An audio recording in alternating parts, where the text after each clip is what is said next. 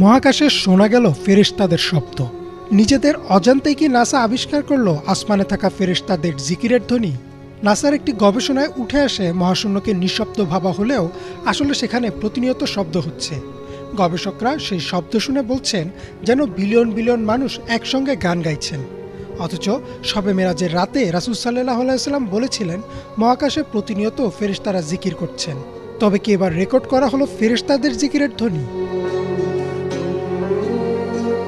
আবু দার রাদিয়াল্লাহু তাআলা আনহু বলেন, রাসূল সাল্লাল্লাহু আলাইহি ওয়াসাল্লাম যখন মিরাজ থেকে ফিরে আসেন তখন তাকে প্রশ্ন করা হয়, আপনি আকাশে কি দেখেছেন বা কি শুনেছেন? উত্তরে তিনি বলেন, আমি যা দেখেছি তোমরা তা দেখো না, আর আমি যা শুনেছি তোমরা তা শুনো না। আকাশে প্রচণ্ড কাঁপুনির শব্দ হচ্ছে, আর তা হওয়ার কারণ আছে। আকাশে 4 আঙ্গুল পরিমাণেও জায়গা খালি নেই, সবখানেই ফেরেশতারা সিজদায় আছেন আর আল্লাহর জিকির করছেন।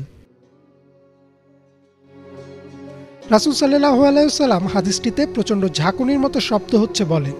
আগে ধারণা করা হতো মহাকাশ যেহেতু একটি বায়ুশূন্য স্থান, তাই সেখানে শব্দ হওয়া সম্ভব না। কিন্তু মহাকাশ গবেষণা কেন্দ্র নাসার একাধিক গবেষণায় বর্তমান সময়ে এটা প্রমাণিত যে মহাকাশে শব্দ হচ্ছে। সংস্থাটির hour universe is not silent অথবা লিসেন টু দ্য ইউনিভার্স শীর্ষক প্রতিবেদনে দেখানো হয়েছে কিভাবে মহাকাশে শব্দ হয়।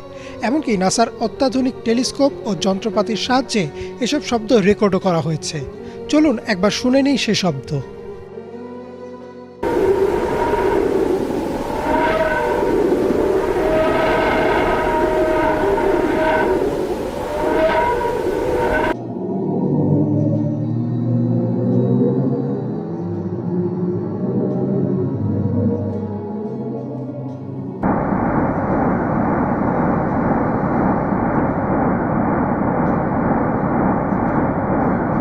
গবেষকরা বলছেন মহাকাশে মুক্তভাবে ছড়িয়ে ছিটে থাকা বিভিন্ন কণা বা নক্ষত্রের রেডিয়েশনের কারণে এ কম্পন বা ভাইব্রেশন সৃষ্টি হয়।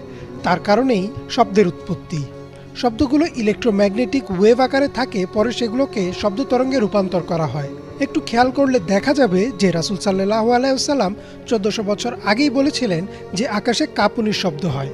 নাসাও বর্তমানে বলছে শব্দ কাঁপুনির কারণে হয়।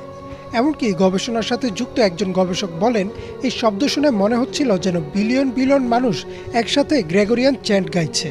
গ্রেগরিয়ান চ্যান্ট হচ্ছে খ্রিস্টানদের একরকম ধর্মীয় সঙ্গীত যা একসাথে গাওয়া হয়। অথচ মহানবী সাল্লাল্লাহু আলাইহি ওয়াসাল্লাম 1400 বছর আগেই বলেছেন যে ফেরেশতারা একসাথে আল্লাহর জিকির করছেন। নাসা মহাকাশে এমন শব্দ আবিষ্কার করেছে ঠিকই, কিন্তু তারা এর পেছনে বিভিন্ন কারণ বর্ণনা করছেন। কোনো গবেষণায় বলা হচ্ছে নক্ষত্রের চৌম্বক ক্ষেত্র, কোথাও আবার বলা হচ্ছে প্রাচীন মহাবিশ্বের বিস্ফোরণের শব্দ। তবে শব্দগুলো মহানবী সাল্লাল্লাহু আলাইহি ওয়াসাল্লামের হাদিসের বর্ণনার সাথে পুরোপুরি মিলে যায়। আসলেও এই শব্দগুলো ফেরেশতাদের জিকিরের শব্দ কিনা তা আল্লাহ ভালো জানেন।